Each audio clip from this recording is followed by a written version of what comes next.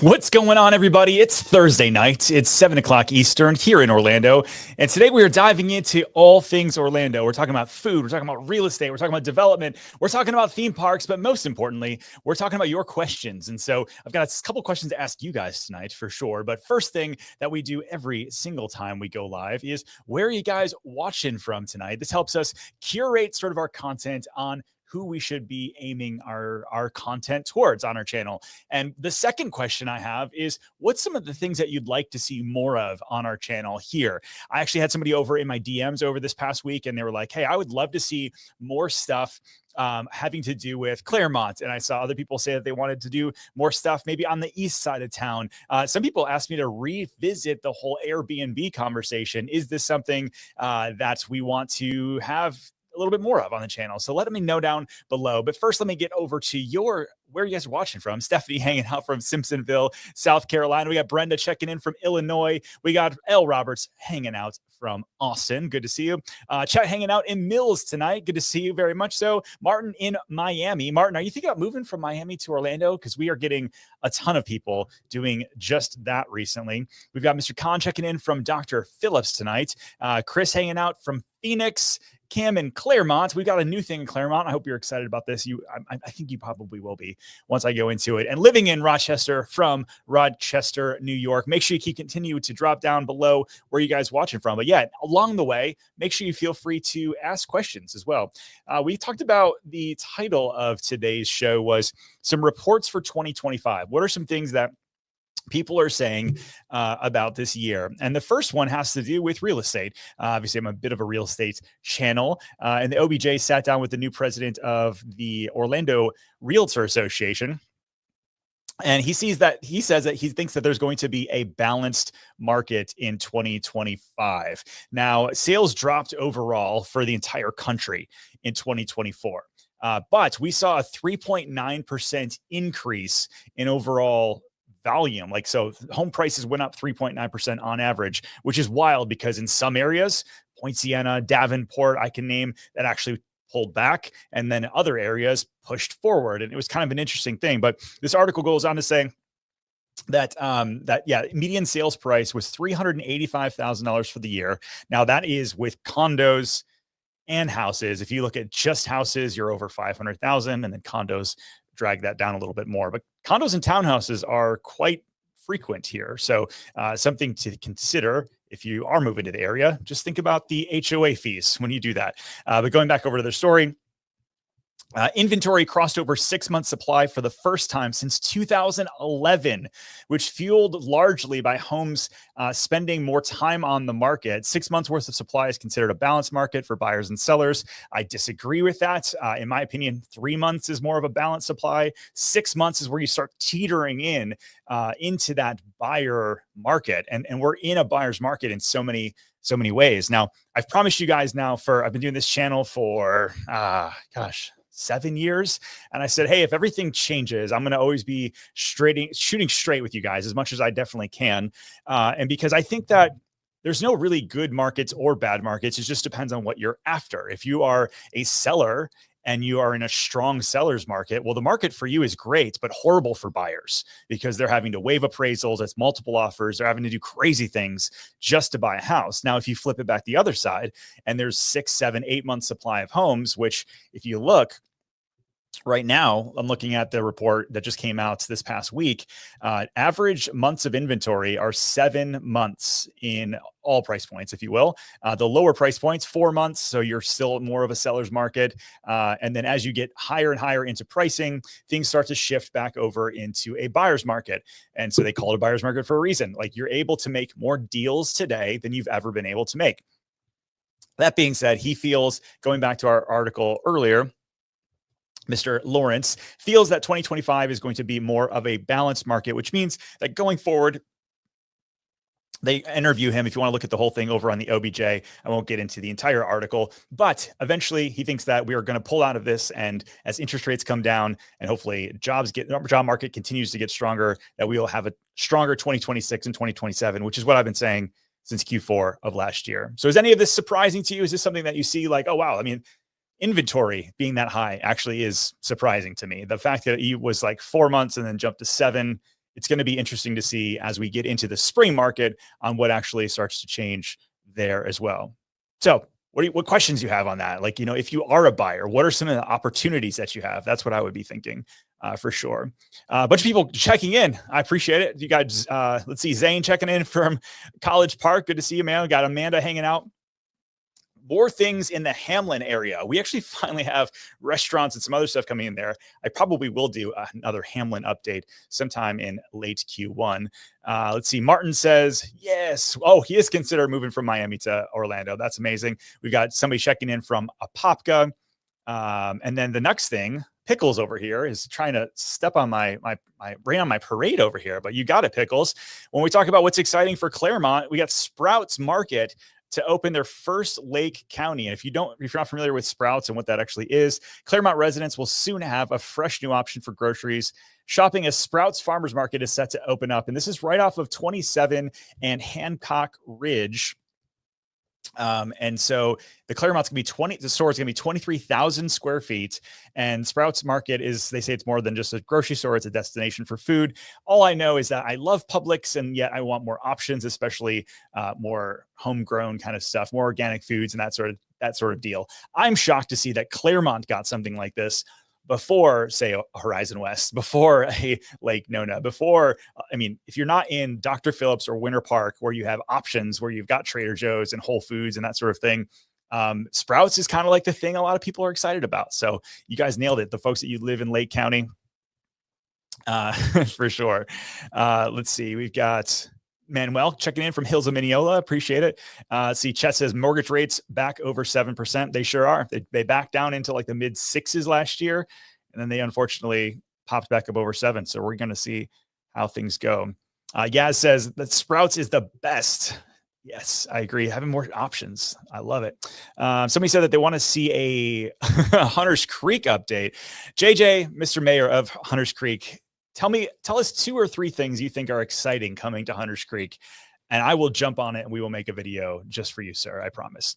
Let's see. We got Jarro checking in, says, is Orlando area more than Tampa in terms of price range?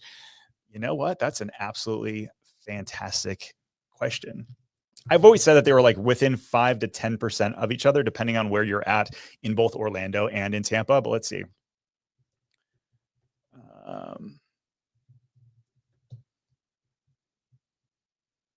So the average home in Tampa for 2024 is 372 as of 2024. That included condos and single family. And so we said for Orlando is 389. So yeah, Orlando is a little bit more expensive than Tampa. It's a great question. Thanks for asking.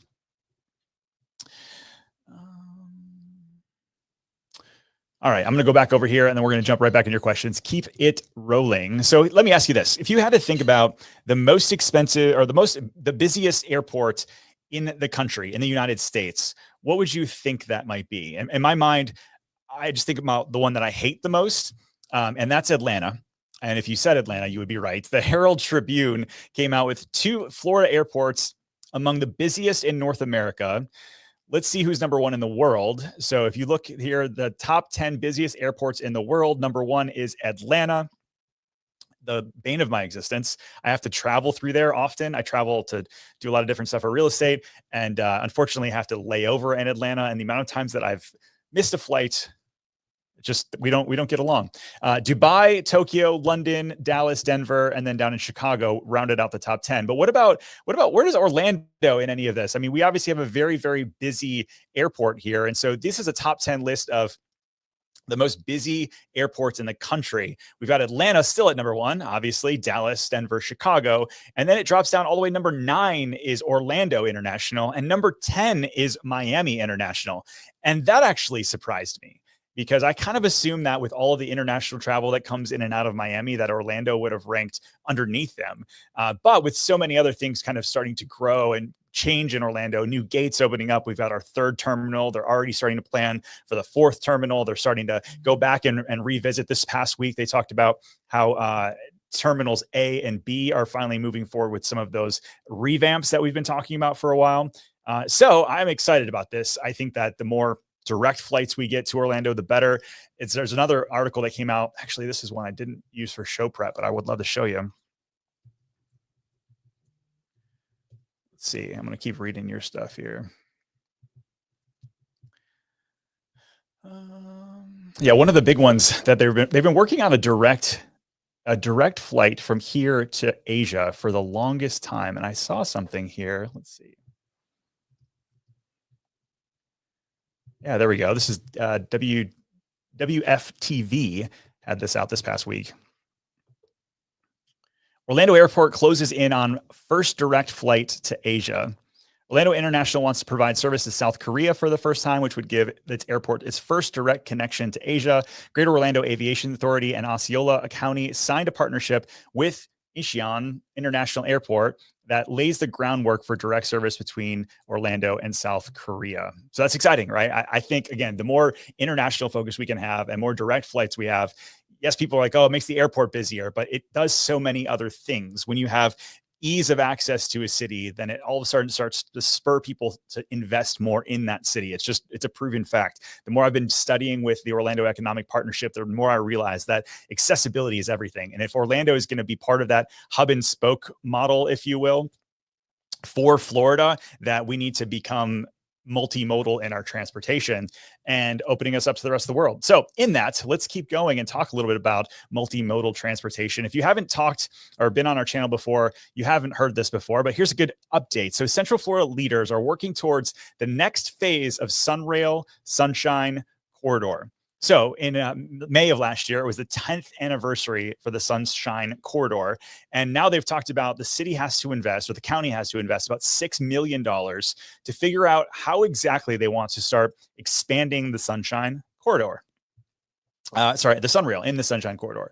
And so we've talked about this a little bit in the past, but now this past week, things have finally moved forward. They have estimates of how much it's going to cost. They have an idea of how they want to move forward in terms of getting a PD and E study. And one of the things I thought was really interesting is all of these little dots. I'm going to get rid of my face here so you guys can see it. All these little dots on the map represent different interest points that really bring along a lot of, ease of access for multimodal transportation in Orlando. So we got up at top, Orlando Health. You've got SeaWorld, Universal, obviously Epic Universe. You've got SeaWorld, Disney Springs, Shingle Creek, Gatorland. And these are like more tourist kind of things. These are points of interest. And then if you look at this orange map here, this is the Sunshine Corridor coming from Orlando International all the way down to the convention center.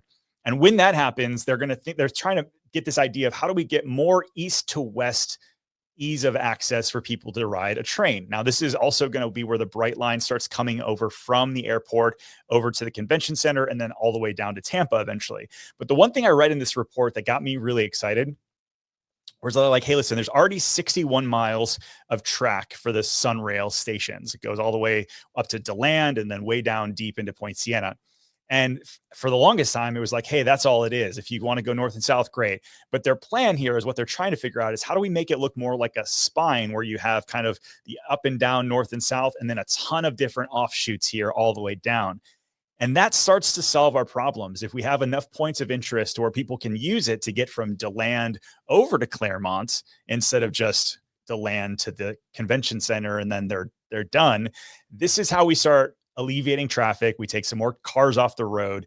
And I think it's going to be something hopefully people will use more of. So let me know what you guys think. One of the main things I hear of over on our Instagram when we're putting out reels around transportation, people are like, oh, where's the trains? Where are the trains? Well, if you care about this, then make sure you're calling your folks over at City Hall and let them know you like the Sunshine Corridor for sure. Let me pop back over here.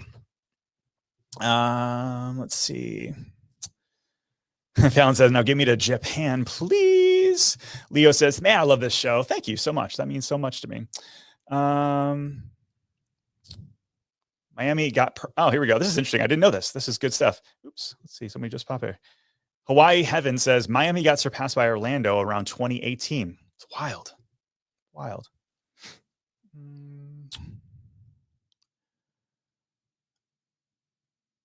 Let's see. Congrats, Brianna. Is it expensive in Bella Colina, if you don't mind me asking? I love golf, but to be honest, don't want to spend over $1 million. Well, Bella Colina is going to be over $1 million pretty much everywhere in that neighborhood, but it's a great spot.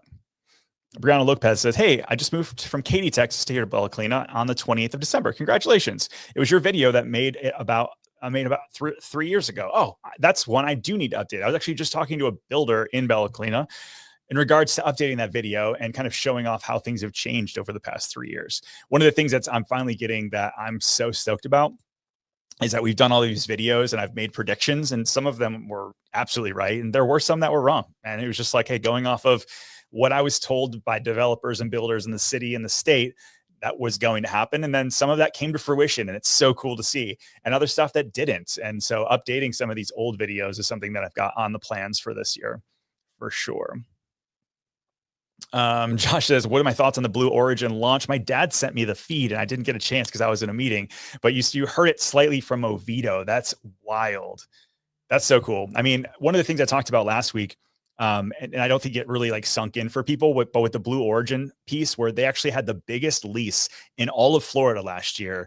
And it was over in the Sunbridge area, the Orlando version, or Orlando area of Sunbridge. So right off kind of Innovation Way in the 528, the biggest lease in the state in Orlando, and it had to do with the space sector. That's so cool to me. Like, in terms of, again, the investment in the area creates jobs, creates better housing, creates lots of cool stuff for sure.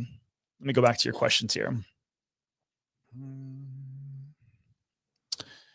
Matthew says, any news on the Edge? No, I actually inquired about that this week, though, because I was trying to do an update based on like the Edge versus, obviously, like we talk about Westcourt all the time. I'm stoked to finally get that going. Actually, Westcourt got an approval this past week. Had a little bit of an ADD moment there, but nothing on the Edge, unfortunately.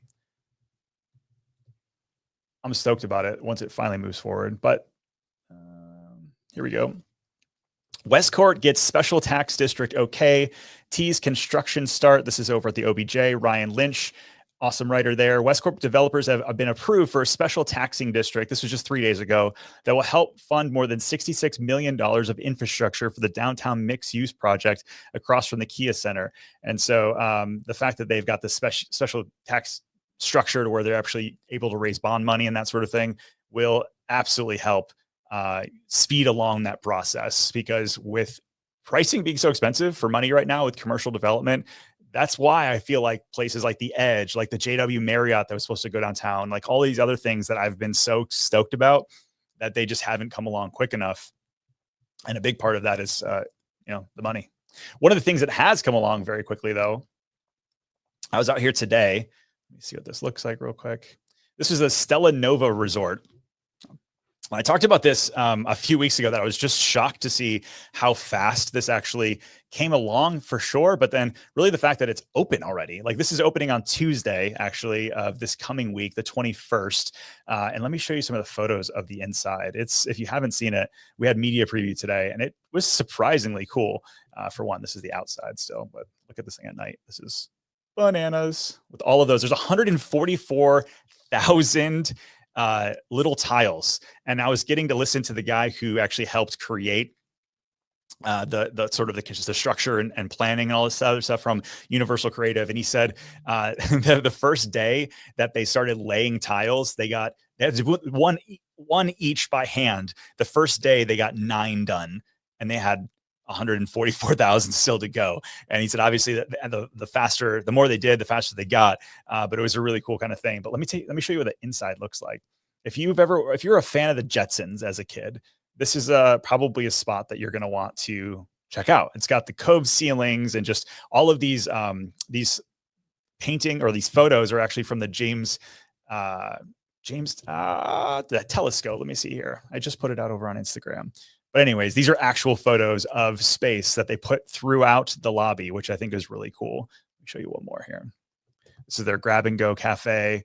Actually, it was really good, like surprising. It was Cosmos Cafe is what they call it. So anyhow, stoked. This opens next week. Absolutely crazy. Here's what the rooms look like, if you're curious. And they've got these kind of portholes. And so on one side of the hotel is the pool view. On the other side is Epic Universe view. And I asked the folks at Universal, I'm like, you guys are opening up early, right? Like really early compared to when Epic opens in May. And their kind of thought was, well, we could still, obviously people using the convention center would want to come here. And then also let's get some hotels online so that when people do come for Epic, that we're not like scrambling all at the last minute. They've got some Floridian rates right now that I want to say were $159 a night, which seems extremely cheap to me. But again, those teaser rates. And if you can, request for the third floor, because they had this, like, if you've ever seen a Rolls Royce on Instagram, like where they've got the headliner and it's all the little dots in the ceiling there, they have the same thing on the third floor all the way down. And it feels like, and the lights are flashing and stuff, it kind of feels like you're in space. It was just a really cool thing. I mean, they call it their premium value hotel. So it's like, it's above their value hotel, but not quite some of their other ones. I thought it was very cool. I was impressed overall. Eric says, I'm staying there next month. I'm so excited. Heck yeah. James Webb. Thank you very much. Is it the James Webb? I feel like it wasn't, though. Chase drop in the chat. Is it James? What's the other telescope? Yeah, James Webb Telescope. You're absolutely right. Why is that such a tongue twister for me? Let's see. Going back through. Yeah, someone says Spaceship Earth vibes. I agree. Clark says, Lake Nona Golf and Country Club is going to be a bit more on the pricey side, but it comes with a more favorable location. Are you guys talking about golf? Yeah, that's a great one. It really is. Here we go. Mildred says, Lake Nona Golf and Country Club versus Bella Colina. I think that's a great question, by the way. I think that, in my opinion, if you're still looking for my opinion in the chat, I think Lake Nona is the more prestigious golf club. It's also closer to a lot of things. But Bella Colina, you're going to save money. And it's, once you get in the neighborhood, they've got a lot of really cool things. So it's really a pricing thing and a location thing. That's really the difference, like in terms of your affordability and what you do on a day-to-day basis. JK asks, any news on the new JW residences downtown? So they had one of their major developers back out. And so now I think they're looking for somebody else to move in. And so I've been updating and refreshing a bunch of the permitting, and I haven't been seeing anything come through here lately. Sadly. And I've actually reached out to the other developer directly. And it's funny, when things move fast, people are emailing me like crazy, trying to let me know about stuff. And then, there's problems when people just ghost you for months on end. Let's see here. Sign in, sign up. Let me log into my thing. There's one other development thing I wanted to share you guys. Let's talk about food for a minute while this is also loading. So the Michelin guide came out this past week, and there were 4 new additions to Orlando. I think it was, let's see, additions to Orlando. There's Miami and Orlando for sure. Tampa got snubbed, which I thought was interesting. So Miami had 1, 2, 3, 4, 5, 6 new restaurants. Orlando had some different cuisine options here, so let's go through them. So the first one is Coro. This is contemporary, and this is going to be over in Audubon Park. And how sick is Audubon Park? It's not that big of an area, but the amount of food options that they've got jammed over there, it's something that you got to love.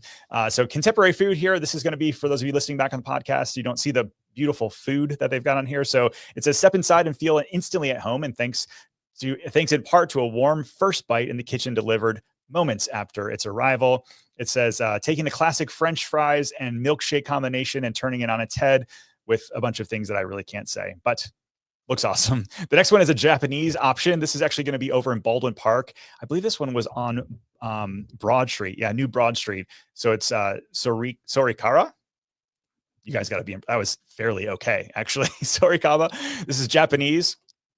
And so we've got Unigirl, which is like small bites, like small little appetizer kind of deals here. And then the last one is in Winter Park, also a contemporary one. I'm obviously not the foodie guy when I'm like talking about freaking KFC and a bunch of other things coming in here, but I do enjoy good food and different options in Orlando. And when you see, again, you got 4 coming to Orlando, 6 new recommended restaurants. These aren't Michelin star restaurants, but they're on their Michelin recommended guide coming to Orlando. And then the fact that Tampa got snubbed is kind of interesting to me. So the people making those Tampa versus Orlando connections, let me know what you think. All right. So one of the things that I saw this past week that I got on my deal here was the Fairmont was moving forward. I saw $150 million permitting get moved forward. So if you guys don't know about the Fairmont coming in, this is going to be one of the more upscale hotels coming. So I know I talked about Stella Nova. That was going to be more of the, mid-tier hotels. And then this is the Fairmont. Let me get rid of my face there. This thing has been talked about for a while. They said that they were going to open in 2025. There's going to be 550 new rooms that are going to be coming. And if you look, this is actually over by like World Gateway. So if you know where the Waldorf is and the new JW Marriott, not the old one next to the Ritz, but then right across I-4, it's kind of on this little turn right here on International Drive. So if we're going to have the Fairmont right there, and then you got the W coming in over there, then you've got all the Epic Universe stuff coming over there. It's kind of interesting to see now I-4 is a little bit more balanced with what we have to offer in terms of overall hotel options. I missed a ton of things here. Let me go back. Somebody says, Operate Elite says, Mr. Ken, stop skipping our weekly lives on Thursday. LOL. Also, RIP TikTok. RIP TikTok for sure. We've got 65,000 followers over there that are going to go bye-bye, apparently, if that happens. So let me ask you this, guys. If you're not on YouTube, where do you spend your time? Is it on TikTok? Are you a Twitter X person? Are you on Instagram? Where are you spending your time? Because that would actually help us with we're trying to be omni-channel really with everything, whether it's our newsletter, on Instagram, on YouTube, but also like what's the next thing that I'm not seeing just yet. And Operative Elite, I will do my best to not miss the lives on Thursday. Kim, yeah. So she asks, is it true that you need to be homestead by March? Yeah, you do. So if you haven't filed, I know you bought a house last year. So if you haven't already, I would jump on that. And you actually get, let's see, March. Lake County. I know you're in Lake County. Application must be submitted by March 1st of the year that you wish to be the exemption to begin. So if you haven't done that already, let's see, that's Lake County. I think it's all the counties, but let me just double check. Yep. The deadline is March 1st each year. The deadline to file a timely application for 2025 is March 3rd. Under Florida law, failure to file for an exemption by March 1st constitutes a waiver of the exemption privilege for 2025. It's a great question, Kim. Thank you.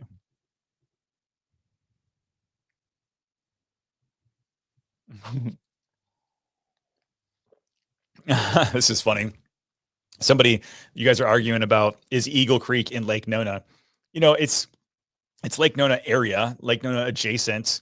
If you go and you talk to people that live, but really Narcoossee is technically the border. So 32827 is the zip code for Lake Nona, for most of Lake Nona. And 32832 is the other side of Narcoossee where Eagle Creek is. But you step outside and you see Lake Nona everything. I don't know if it's fake Nona. Geez, oh, Pete, that's harsh, but funny. I see Ken on a big screen near Disney. I know he's got a lot of money. You know what? Ganesh, can't say your name. That's the cheapest billboard in all of Orlando, believe it or not. That's, but I'm glad you see my face on the big billboard. This is crazy. If you guys know somebody that works at the airport, speaking of airport, I'm obviously a big fan. I got some quotes back to advertise at the airport, and oh my gosh, now if you see my face plastered all over MCO, that's how you know like I finally made it, because good Lord. Arcadian Vanguard said, hey, did I see the new Lake Nona announcements by Tavis stock today? If you're talking about the light industrial, that I did see that. Let's see. What else did you see? Yeah, new Flex Industrial over by Flex Industrial Park. Get rid of the question so we can see. We'll even get rid of my face. This is about the growth spotter. So Tavis stock planning new Flex Industrial Park in Lake Nona. So this is a Performance Drive right here. Yeah, other than that, did you see anything else? Tavistock is also planning a 132-acre mixed-use office complex across from Lake Nona West and to the south of Medical City. So this is where the old Disney campus was supposed to go, right here. And then this is the Lake Nona West. This is where Target's going to go and all the other kind of things in the Lake Nona area. But yeah, Is there something else? Did I miss something else in Lake Nona? Going back to like where people hang out. So Joyful One says YouTube and Instagram. Chase says he's a big MySpace guy. Chase, would I make your top 8? I hope so. I think you're too young to even know what that means, actually. So JK says, hey, do we have a time frame on the entertainment district that's supposed to be developed next to Kia Center? So that's actually what I was just talking about with Westcourt. So now that they've got the bond money kind of approved and the special tax exemptions and that sort of thing moving forward, it should start to propel. They're saying they're breaking ground of spring of 2025.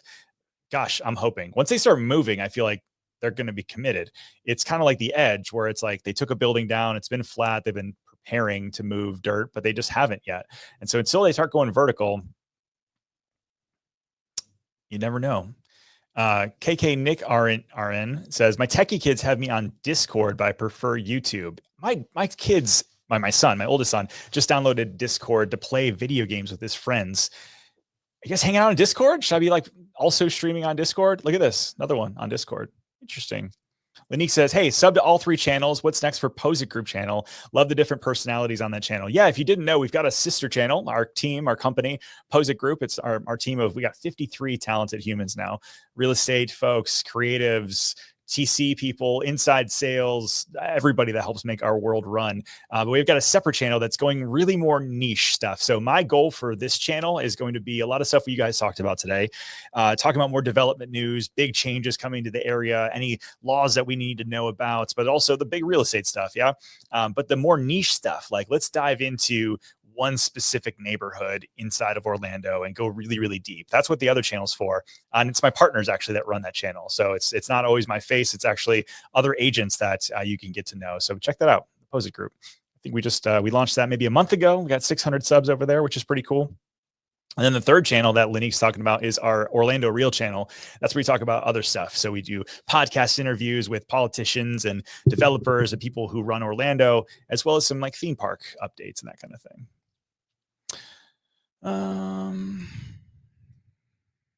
Interesting question. Anyways, Anita says, hey, are there any new developments in Osceola creating a CDD? I mean, a lot of new developers are trying to get away from CDDs because it makes your taxes go up so high. But now you've got me curious, like why that's important to you, because I'll look into it. This is a great question by Will. Do you have to file homestead every year? No, like once you have it on your home, it stays on there. It's not something you refile. It's just, you have to buy it and then make sure that you let your county know as quick as possible that you're now making that your homestead. This is actually really important because a lot of people think if they had a homestead and say they live in Oviedo and then they move over to Maitland, they think that, oh, well, that was my house, I moved here, my taxes should be the same. Well, you actually have to take it off of one and put it on another in order to get that reduction. And there's all types of, like, if you're a veteran, if you're a senior, but really it's about a $50,000 reduction in your overall taxable value.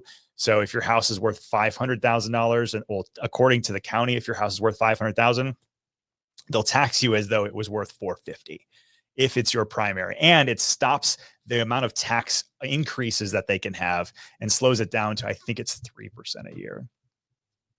Let me see. See what the tax cap is. Yeah, it's 3% a year. So that's good. Gives you, make sure that you don't get these crazy jumps. And so this is like, say, I know, like, I've had clients of mine that live in Winter Park and they bought their house 25 years ago for like a blueberry and $1. And their taxes are like $1,000 a year kind of thing, or like $2,000 a year. That same house, once they sell it and that homestead comes off, now the taxes jump up. And so that's something to think about, like, as you're talking to your agent, just to really understand what you're getting into. Jay says, I'd make the top 8. Thank you, sir. Appreciate that. All right, let's see. Juan asks, what's been going on in Sunbridge? Well, there's a lot of stuff going on. There's the new section of Orlando that's opening up, which I think is going to be sick. And like not only the commercial, but the other stuff that's going to be up in that area. And you've got Taylor Morrison moving in. Last week, we actually talked quite a bit about it, so I won't go too much into it today. But yeah, they're crushing. Arcadian says the Lake Nona video on the Posit Group channel was incredible. So well done. Thank you. Thank you very much. It's been cool to see you guys. I mean, for those of you that have watched our channel for any given amount of time, We went from like me and a cell phone to me and an editor and a cell phone to me and a videographer that was on contract. And now we've got 3 full-time videographers on staff, which is like the most amazing thing ever, not only for this channel and the others, but as real estate agents, when you sell a home with us, we bring our whole crew out and we do, I think, one of the best jobs in Orlando. And so it's been pretty fun. Pretty fun to grow. Super honored because people like you actually watching and reaching out. Discord is pretty neat. I'm on several channels there. Okay, joyful one. Then explain Discord to me like I'm 5. Like, Chet asks, hey, have I seen any LA refugees consider Central Florida? You know, it's interesting, Chet. We've actually had an influx of people reaching out from California, but not all because of being refugees. These are people that maybe they just don't like what's going on in the state. Maybe like it's just scary what's going on in the state, like from the fires and everything else. So they have considered Florida as a home. Not nearly as many as what was going on in, say, 2020 during COVID, but we have seen a bit of an uptick, especially over the past week.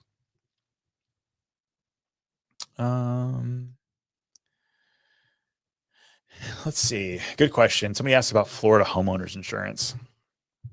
I'm actually meeting with a new Florida homeowners insurance person.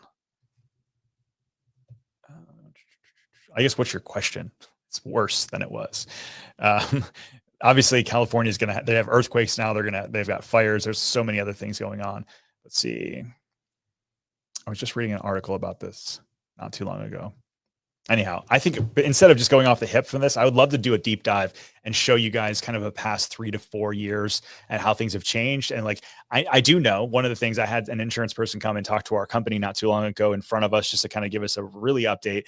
And they said they saw a lot more people coming back to Florida. And again, anytime you have more competition in the market, more opportunity for people to take business, then it drives prices down a little bit. But we had to get through some of storm season and that sort of thing. Let's see.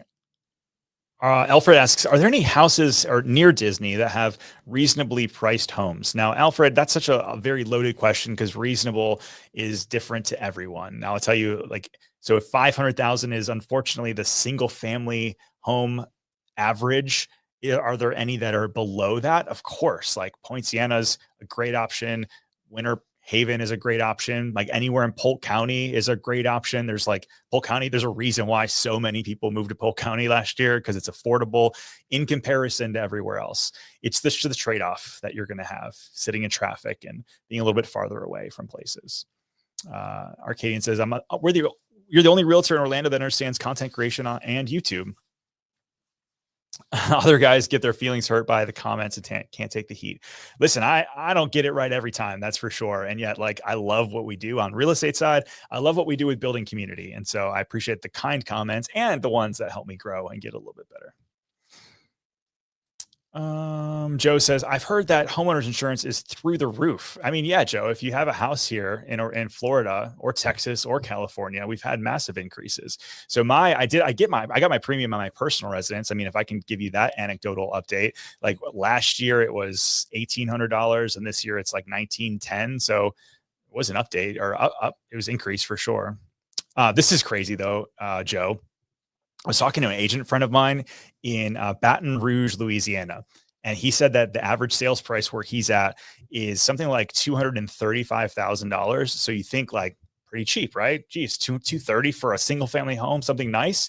The average homeowner's insurance in that area was like $7,000. So it's kind of like paying your mortgage payment twice in their scenario.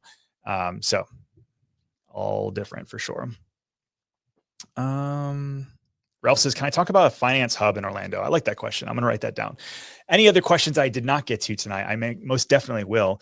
We're also going to do, if you haven't already checked out some of our old ones, I'm going to start adding chapters so we can have some of your questions and make it a little bit more easy to navigate instead of having to watch a 45-minute show. But I'm kind of running out of exactly what we were going to talk about, other than one thing.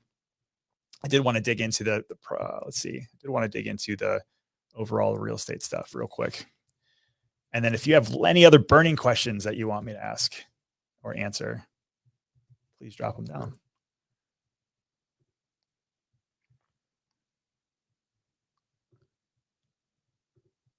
I Can't wait to show you guys.